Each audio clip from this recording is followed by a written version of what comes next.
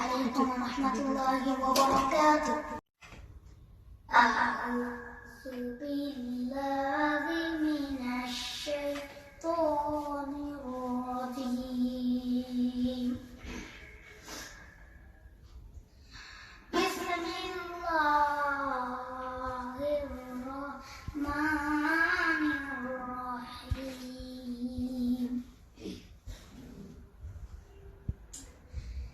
إن الله وملائكته يصلون على النبي يا أيها الذين آمنوا صلوا عليه وسلموا تسليما.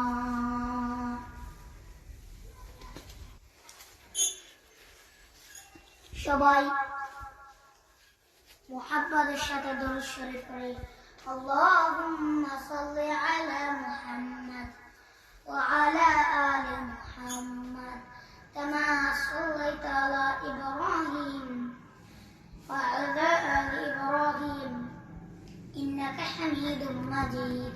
আমার কলিজার টুকরা পটুয়াখালীর ভাইয়ের আওয়াজ করে পড়ুন, আল্লাহুম্মা বারিক আলা মুহাম্মাদ ওয়া আলা আলি মুহাম্মাদ কামা বারাকতা আলা ইব্রাহিম ওয়া আলা আলি ইব্রাহিম ইন্নাকা হামিদুম মাজিদ। আপনারা সবাই কেমন আছেন? আলহামদুলিল্লাহ। কবরে এসে প্রথম প্রশ্ন করবে, মুনকার নাকি যখন চলে আসে 40 কদম দূরে আত্মীয় স্বজনরা লাশটাকে কবরের মধ্যে দিয়ে 40 কদম চলে যায়, তখনই ফেরেশতা চলে আসে। মুমিন বান্দাকে প্রথম প্রশ্ন করবে, মান রব্বুকা, তোমার রবের নাম কি? মুমিন বান্দার সঙ্গে সঙ্গে বলে দিবে, আল্লাহ আমার রব, এই রবই আমার সব।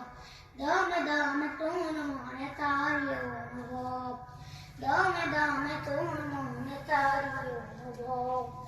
আল্লাহ আমার রব, এই রবই আমার সব। আল্লাহু আকবার। প্রথম প্রশ্ন খালাস। দ্বিতীয় প্রশ্ন করা হবে, ওমা দীনুক, তোর দ্বীনের নাম কি, ধর্মের নাম কি? চিৎকার দিয়ে আমরা বলবো আমাদের ধর্মের নাম। তৃতীয় প্রশ্ন করা হবে, মান হাদার রাজুল, দেখো তো এই লোকটার চেনো কিনা, এই লোকটার চেনা মনে লাগে কিনা। আমরা বলবো চিনি মানে এই লোকের জন্য আমরা দুনিয়াতে সব করতে দিয়েছিলাম।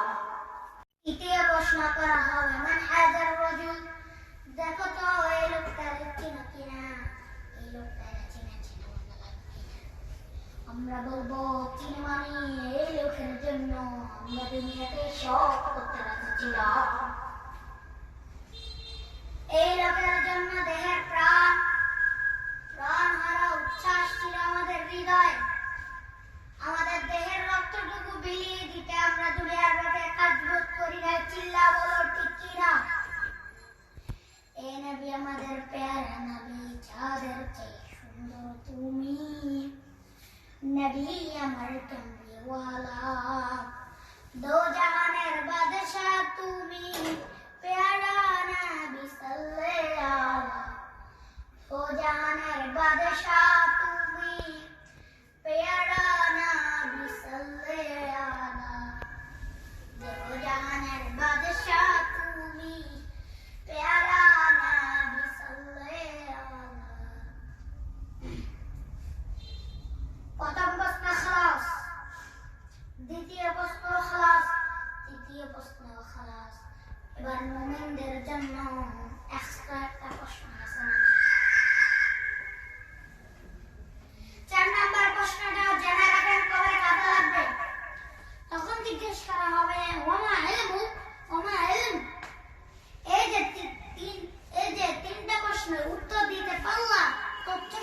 কি? মানে এই তিনটা প্রশ্নের উত্তর দিতে পারছো?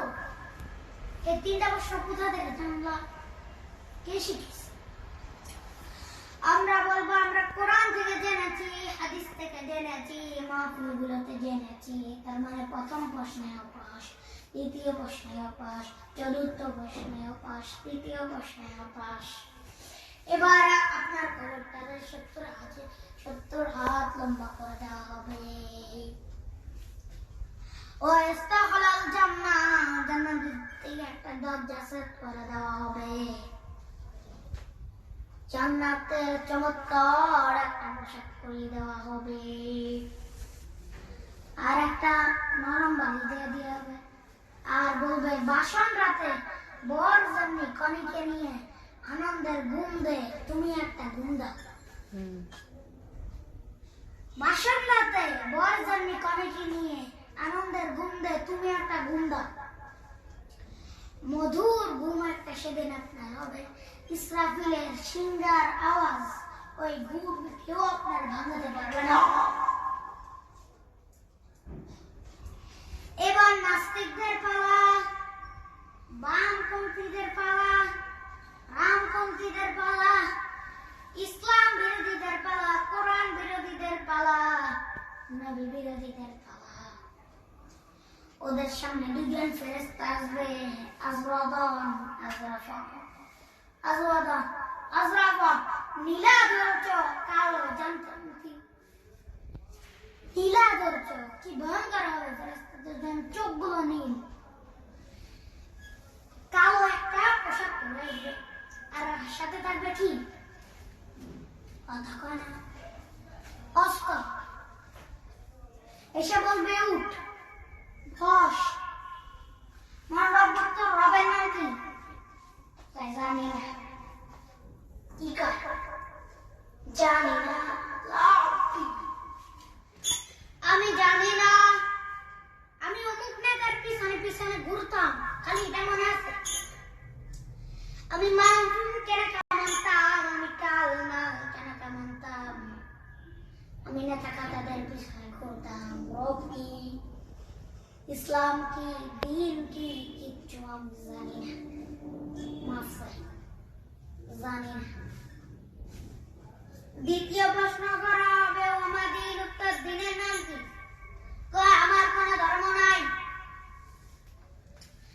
আমার কোনো ধর্ম নাই, আমি হলাম নাস্তিক। আমি কি? কথা বলেন, আমি কি?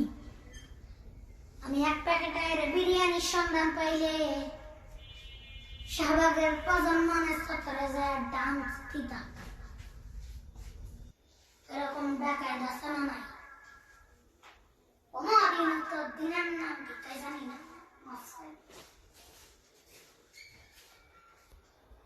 আমি কিচ্ছু জানি না, ধর্ম টর্ম নাই, আমি নাস্তিক। ফেরেশতারা বলবে ও তুমি নাস্তিক, দাঁড়াও আরেকটা বাকি আছে। এরপরে খেলা শুরু, ঠিক না? তৃতীয় প্রশ্ন করা হবে মান হাজার রাজুল, দেখো তো এই লোকটা চিনো কিনা?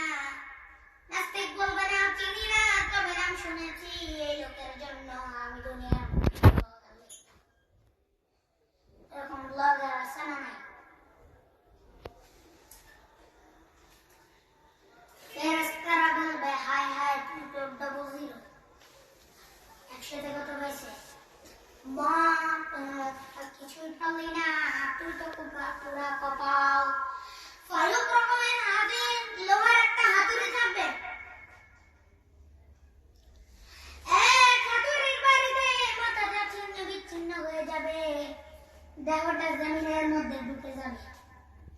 তার একটা চিৎকারে পুরো কবরস্থান টান টান করে কাঁপবে, কিন্তু কেউ শুনবে না।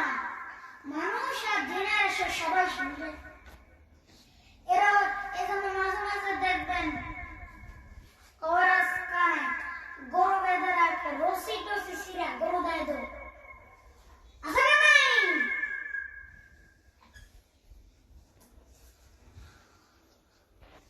অনেকে দেখেন যে বেয়াদবটা কবরে মশারি দেয়, মাজারে মশারি দেয়, ওর বাপের মশাই কবরে মশারি দেখেন মশা কামড়ায় তো মশারি দেখেন এখানে কেন আল্লাহর রাস্তা চুপ আল্লাহর রাস্তা এটা হচ্ছে লাস্ট কথা এটা পরে আর কথা থাকে না আল্লাহর রাস্তা I repeat আমি আবার বলছি আল্লাহর রাস্তা শেষ আর বলবো না আল্লাহর রাস্তা আমি আবার বলছি আরে আল্লাহ দয়া চুপ কর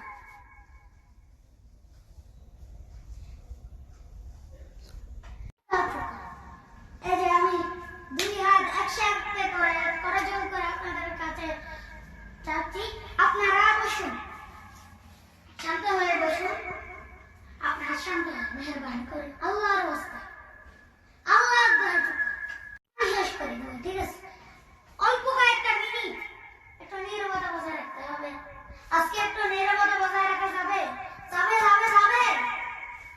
ঠিক আছে এবার হঠাৎ পিছনে দেখলেন আকাশের সূর্যের আলো ঝিমে কমতে শুরু করেছে এর কারণ জিব্রাইল বিশাল ফেরেশতাদের বহর নিয়ে পৃথিবীতে নেমে এসেছে এসে বলে নবী আপনি জানেন না ঠিক একটু আগে মদিনাতে আপনার এক প্রিয় সাহাবা তার নাম হচ্ছে মুআবিয়া আল-মুজানি কিছুক্ষণ আগে মদিনাতে শেষ নিঃশ্বাস ত্যাগ করেছে বিশ্বনবী বলেন ইন্না লিল্লাহি ওয়া ইন্না ইলাইহি রাজিউন সাইয়েদনা জিবরাইল বললেন নবী আপনি কি আপনার প্রাণের সাহাবীর জন্য জানাজা করবেন না বিশ্বনবী বললেন অবশ্যই করব সাহাবাদের মধ্যে ঘোষণা দিলেন ও সাহাবারা তোমাদের ভাই মুআবিয়া আল-মুজানি কিছুক্ষণ আগে মদিনাতে ইন্তেকাল করেছে সবাই বের হয়ে আসো এই মুহূর্তে এই মাত্র আমরা জানাজা করবো বিশ্বনবী প্রথম কথায় দাঁড়ালেন হাজার সাহাবারা লাইন ধরে দাঁড়ালো সাইয়েদনা জিবরাইল 1,40,000 ফেরেশতা নিয়ে সাহাবাদের পেছনে ঢুকে প্রথম লাইনে 70,000 দ্বিতীয় লাইনে আরো 70,000 মোট 1,40,000 ফেরেশতারা বসুন আর সাহাবারা মিলে আল্লাহু আকবার বলে জানাজা শুরু করলো চারটা তাকবীর দিয়ে গায়বানা জানাজা শেষ হলো বিশ্বনবী তো কি ঘটনা কি কোন সাহাবীর গায়বানা জানা যায় তা আকাশ থেকে ফেরেশতা নামে না বিশ্বনবী বলেন জিবরাইল কোন সাহাবীর গায়বানা জানা যায় তোমরা আকাশ থেকে ফেরেশতার বহন নিয়ে নামো না